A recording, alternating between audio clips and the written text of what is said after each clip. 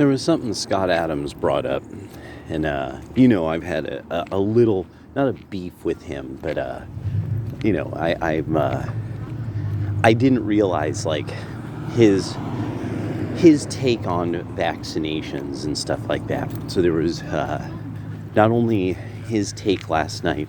He did a really funny video. Scott Adams, he's just funny. He's just a funny guy, and he just nailed it, because it was one of those that it is what it is kind of things by the end. And so what he did was he pointed out, like, in the old model of science, you have, theory, you have hypothesis, thesis, blah, blah, blah, test it out, you got a theory. Then the politicians and the journalists turn into bullshit. Now you have somebody does something and we call it bullshit and go from there. So one of the things that has come up is, I know that to some degree there is probably a part of him that's a little, not embittered, but I mean, it's not probably fun having to fight with people over all of this over and over and over again. Especially on Twitter. But I mean, now he really he did really nail that there is something that has happened on the right, and it is this thing on the right that I don't think he's taking. Because of the way he speaks, his social class, his background. I don't think he's taking into account this kind of thing about, like, Americans. Is that dude who, like, I know when I have a half a pound of food in my hand. I've weighed so many things. I've lifted so much weight. If there is a bucket full of water and I lift it, I'm usually within about 4 pounds. If it's just a bag with some food in it, I'm usually within about, about 6 ounces. Typically, if it's double digit ounces, I'm off that day, and you could just feel it. You start to get a feel for things, and that when you start to understand the press, the way that it works, you start to figure out real fast what's bullshit.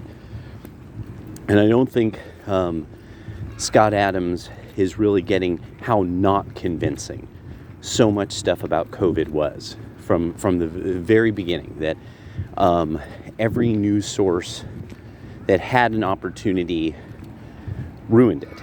I mean, like really, people should really, because remember how we learned about COVID, and that this was put off as a racist conspiracy theory, that some horrible disease was killing, that the Chinese had some horrible disease, that this was put across as a racist conspiracy theory.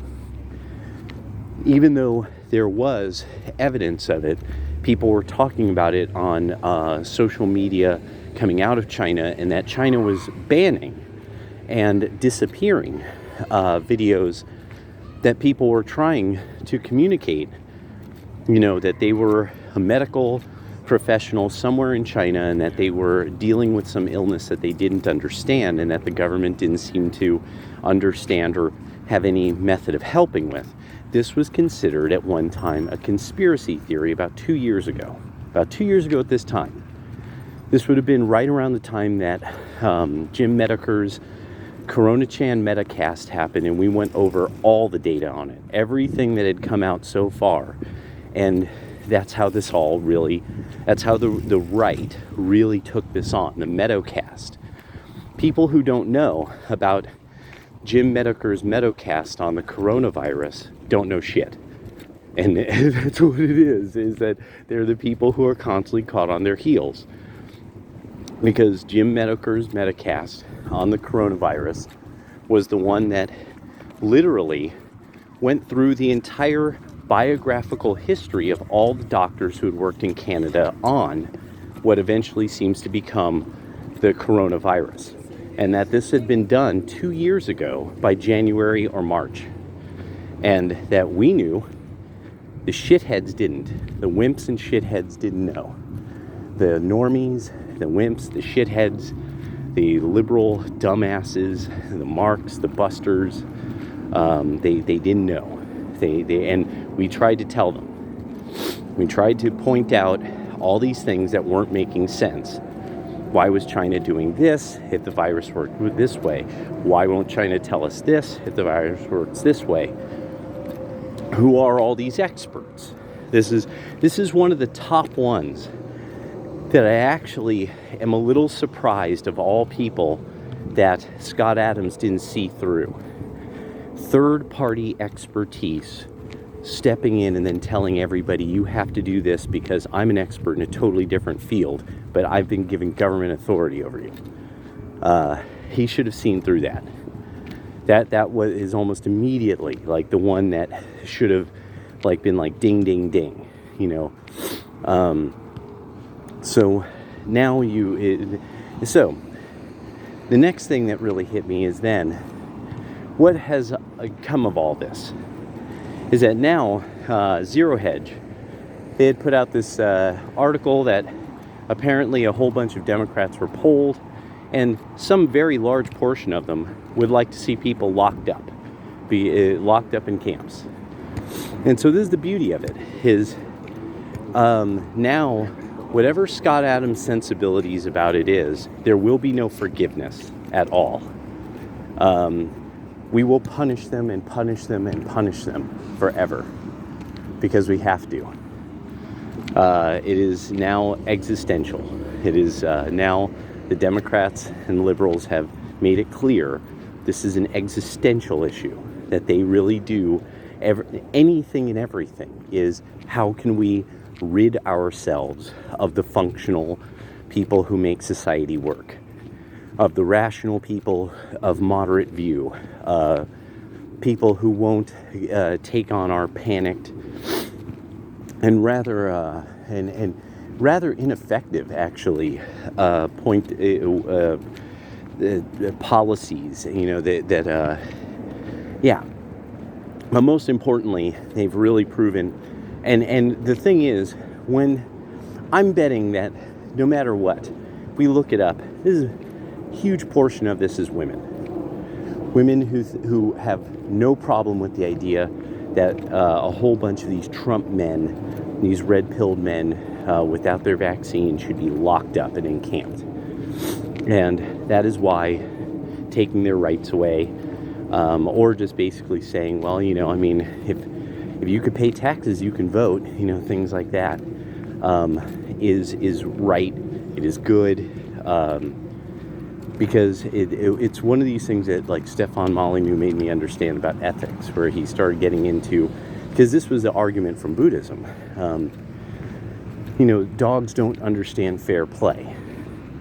You know, there might be at some point where they sort of indicate that, you know, they wish an outcome would have come another way, or that they'll share. But that's us trying to make the dog more like a human, rather than, well, no, the dog is doing what is good for a dog and the other dogs in the pack. You know, that's really, I mean, even humans sharing and being good to one another is good for the individual because it benefits the pack. And so it's something that in the long run might pay off and ingratiate the individual to the group. But so now this is really this thing of, oh, so that percentage want people encamped, no forgiveness. Do not ever forget it. Ever. Punish them forever. That's the way it has to work. That's the future. You just punish them, and you take away all the things. And it's like Wes Watson said, that the only way it's going to work is, if you want behavior to improve, you take shit away. Oh, you wanted lockdowns? Okay, so you want it like prison. Now we're going to take your stuff. And now you'll see. And, and Terry McCall, or Youngkin is the very beginning. Virginia is the very beginning. And the fact that it was Virginia that turned around so massively, and that he just came in, boom, boom. Yep, punishment now, punishment forever, until the behavior changes.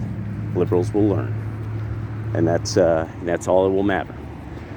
And so it's I've been thinking about this a lot, like that, because say when I was thinking about the village arsonist is very likely never going to mess around with somebody like Tommy Sotomayor or something like that again. And the main reason why is because he lost $1,000, or at least $1,000. He lost at least $1,000, and it hurt his reputation. And is one of the, like Wes Watson says, if you want behavior to improve, take shit away. So now, TVA's out that $1,000. He's very unlikely to go messing around like that on the internet again with other people, because that was so humiliating, and it cost him money. The horrible betrayal. Why does money do that to him? How can you do this to me, money? That was, oh my God, that was one of the funniest. He's watching the money betray him. That was so good.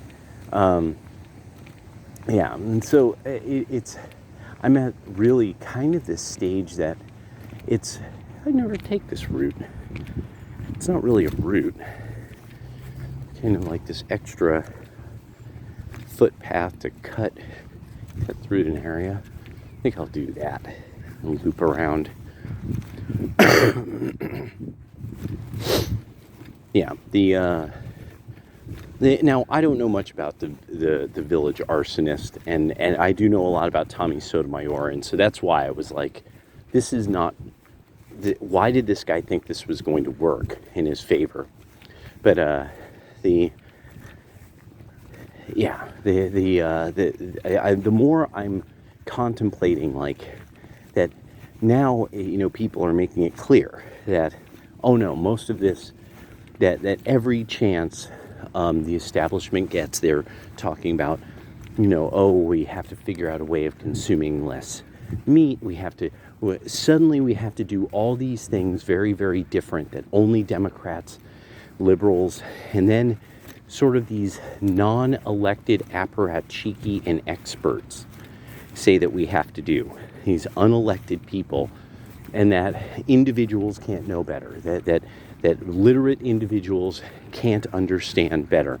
I'm actually really kind of disappointed in Scott Adams in this manner, that he's become possibly one of these people who thinks like, oh, so you're like the only literate person who can understand this, and yet nothing is working the way you're saying it's supposed to. Like, this is supposed to work this way, and it's not. It's not only not working that way, we have no idea how bad the vaccines are not working.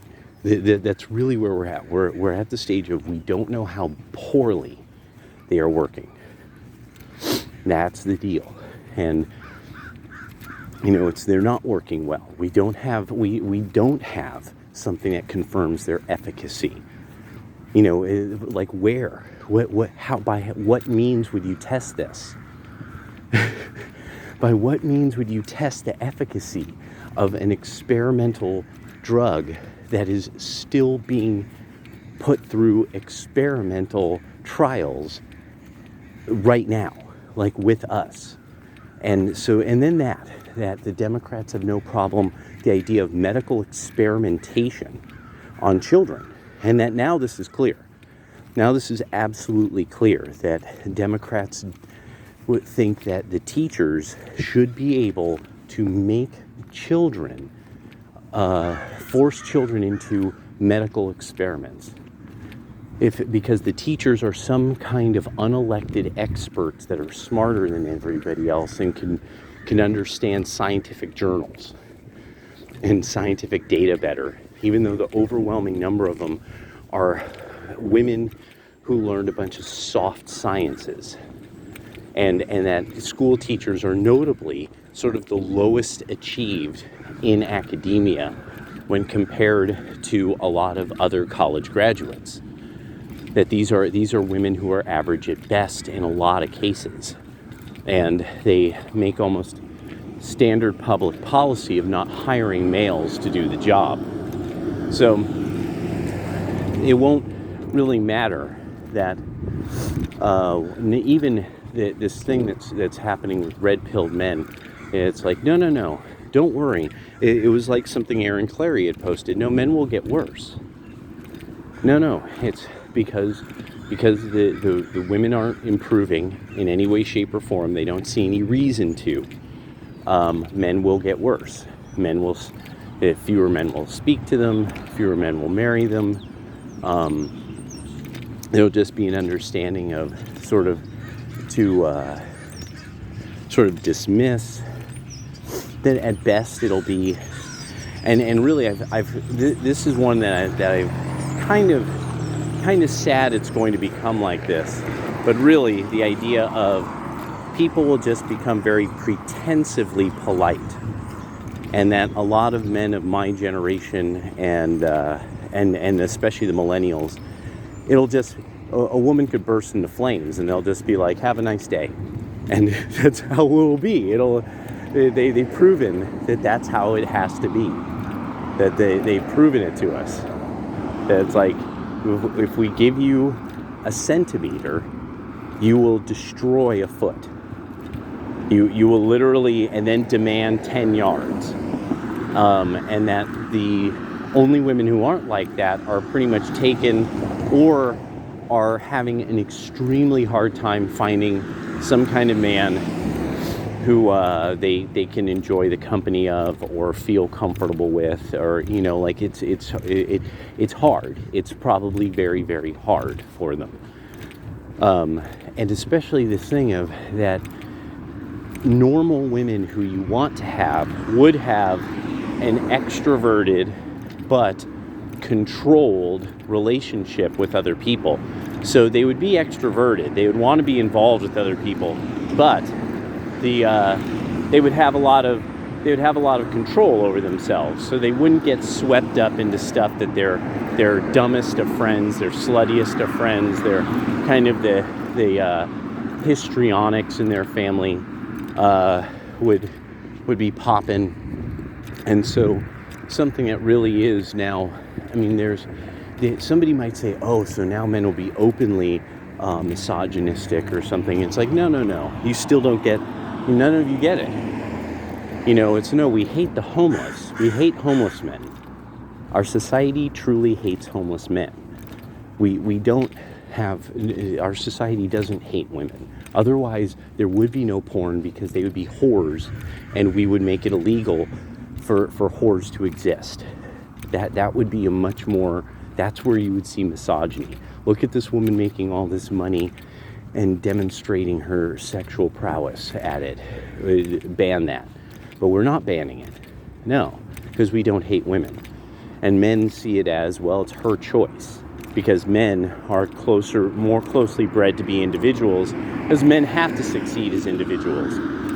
Because we're just not as naturally extroverted. Society forces us to into impulse control, or you get, either the streets or the fucking box. You get thrown in the cage or thrown out on the street, and and so you even have to watch what you say. You can't be jovial with people anymore. Many men just don't speak. They just don't speak anymore to other people. Like, this is something that more and more I'm starting to see men discuss online, is that they just don't speak to other people, really, because they just don't want to have anything to do with other people, because they're just such utter scum, and losers, busters, marks, low lives, scumbags, oddballs, weirdos. And so it's the beauty for me is it's the future of female misery is ensured. Everything is going to make women more and more miserable. Like, all of this is going to make women more miserable, not men. Not men. Men are built for this. That's the thing. We're built for the fucking lockdown. We're built for it. Women are not. This is why we go out of our way to not imprison them. They couldn't handle it. You know, this is why we go out of our way not to ostracize them. They couldn't handle it. They would go out of their fucking minds. So this is going to be kind of the beauty of it, though, is to see how now, because that's kind of one of the requirements. I just keep going back to when Dad was talking during the riots, and he said the only reason we don't all kill each other is because we agree to not to. It was like, and just that moment, like, all right, the only reason the law works is because we agree upon it every day. And just looking, then when I was in the big earthquake, seeing how the homeless started directing traffic. And it was only because everybody was agreeing. The homeless guy is, somebody's directing traffic, even though it's the homeless guy. So it was, yeah. And so from this point, I'm just at this stage now where I'm like, yeah, what we're really going to see from this point on, I think, is a period of time that it's nothing but constant political and social warfare, and that the left of center has to be honest about the fact that it's their fault. They brought violence. They formed mobs. They brought violence, and you cannot get the federal government to look into it. But that the moment you could say something horrendous, like encamping your own countrymen, these motherfuckers will immediately go for it. Like, we wouldn't tear their heads off if we got the chance, and a hand-to-hand, one-on-one, we would tear them to pieces. That's actually, I think, a big part of it too, is this honest reflection, because ever since Podcast of the Lotus Eaters got into the idea of, it started with Tumblr and the Glee fandom, and I started really putting together like the history of when I encountered young wokies and other forms of busters, dumb shits, low lives, idiots, wimps, and marks. That I started to really think about, like, yeah, these are people who have very rare, they did not deal with the hardness of the 90s crime wave. They didn't see the 80s to 90s crime wave. They weren't alive to see it. They weren't even born. So they have no idea the kind of hardness that some of, and I'm sure people in the comments can offer, like, real shit that went down during that time. And yeah, like, I actually had to think about that one at one point when there was somebody, and I was like, oh, well, back in those days, like, I remember getting shot at 1 or 2 times, and people looked at me like, what are you talking about? And I'm like, yeah, in San Francisco, people would shoot at each other. It was in 1990. And I would act like it was normal. It was normal. But, for the busters, marks, weirdos, wimps in suburban blue enclaves of, second mom, second dad, let's try to form a family over again because my ex is into drugs or my ex was into something, that it became this thing of, like, the second try sibling, second family siblings, that you see so many millennials. You see this a lot with a lot of the early millennials, that they were the second try at a family. Lots of stepbrothers and stepsisters, and so finally it really was. I was like, no, these are people who have come from beyond socially collapsed, a socially collapsed familial familial units. There we go.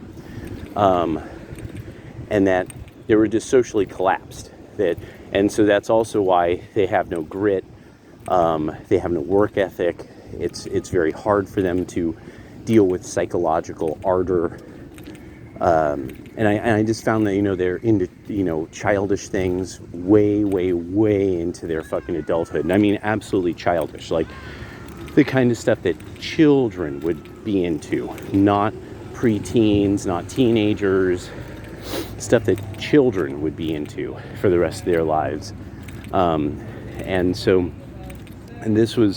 So now it's like, I really had to think about it, like, yeah, this is not like a past generation that really understood how to swing a hammer, really understood how to deal with the metrics of things, and also had sort of any kind of wisdom passed on through a whole household.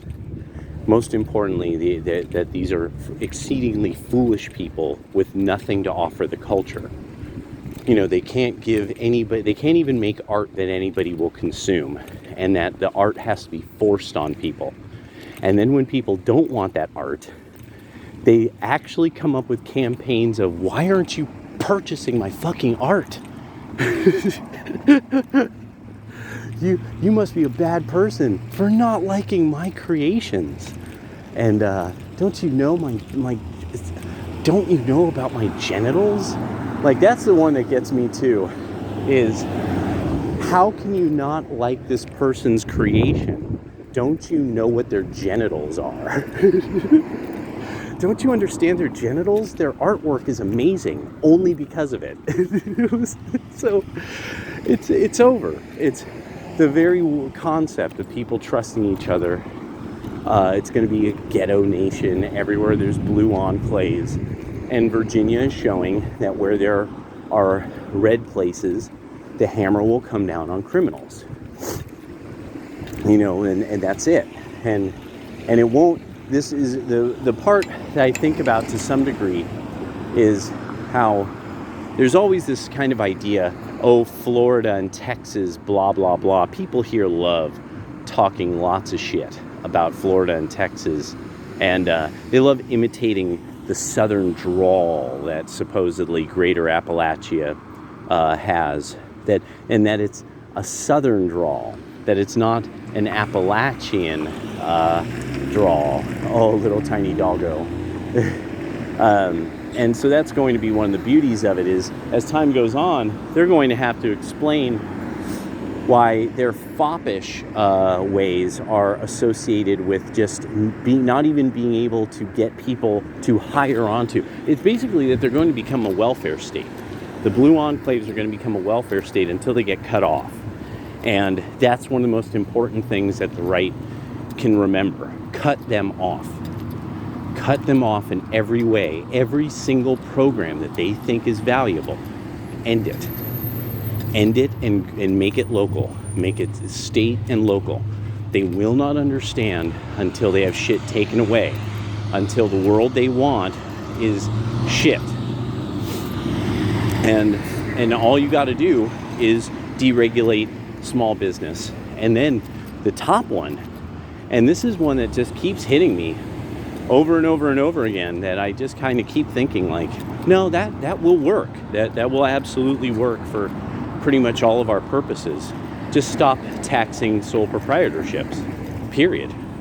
And then it's over. The Democrats die. Everything they want dies, because the sole proprietorships, basically the white man's money, is the only way they can keep it going. They need the sole proprietorships to float the credit card bill, and so you got to crush them. You got to crush. You got to squeeze and squeeze and squeeze, like jujitsu. They basically got somebody to come into the ring and hit us with a chair, and then they put on a little show for everybody in the audience. But now nobody's fooled, because now they're all seeing, this guy's, this guy's just some mook who hit somebody with a chair. That's the thing. He's a mook. He's a goon. He's a mook. That's who's in the office now. That's what the Democrats are. goons and mooks. Later.